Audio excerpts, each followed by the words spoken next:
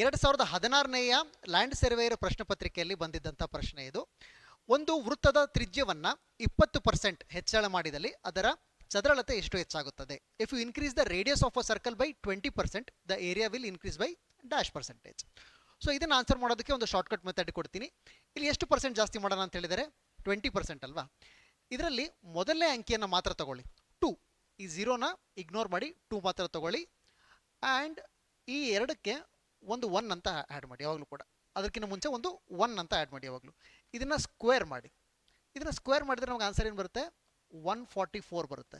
12 square ಅಂದರೆ 144 ಅಲ್ವಾ. ಇದ್ರದ್ದು last 2 digits, that is your answer.